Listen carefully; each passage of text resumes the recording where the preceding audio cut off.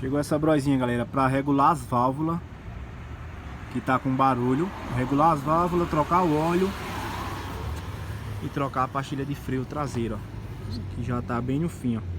A gente vai trocar a pastilha de freio traseira, trocar o óleo e regular as válvulas dela. Vou ligar aí pra vocês verem.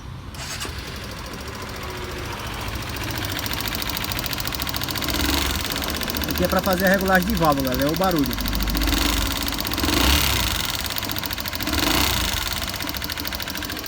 Era para ter regulado. Então, galera, ó, estamos aqui no motorzinho da Bros para fazer a calibragem de válvula. Então, galera, o seguinte aqui, o cliente passou muito tempo, né, sem regular as válvulas dela, e a válvula folgou demais e comeu, no caso o balancinho, né, ó, folgou demais e comeu a cabeça da válvula, ó. E vocês visualizar, ó, tá bem folgada, ó, a cabeça da válvula chega a tá bem amassadazinha, ó.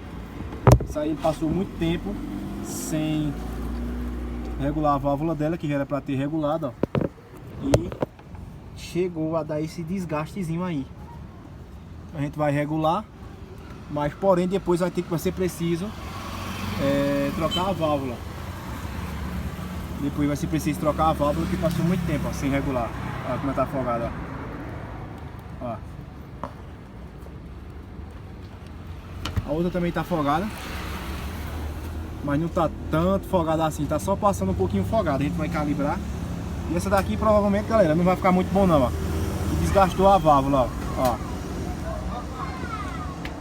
Passou muito tempo sem regular, né? Mais de ano assim, com essa bateria. Finalizamos, galera, já. A gente substituiu a guarnição e as duas borrachas do coxinha. Não ficou bem caladinho, ele ficou com mastigadozinho, ó. Mas pra vista que estava, ficou normal, ficou melhor, ó. Vamos agora substituir a pastilha de freio e mais uma finalizada. Substituímos o óleo também. Ele ficou com mastigadozinho bem pouquinho devido ao desgaste da válvula, ó.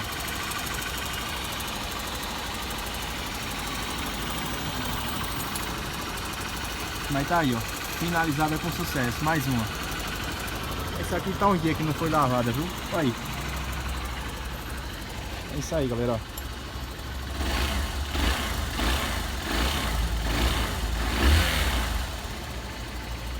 Mais um aí finalizado.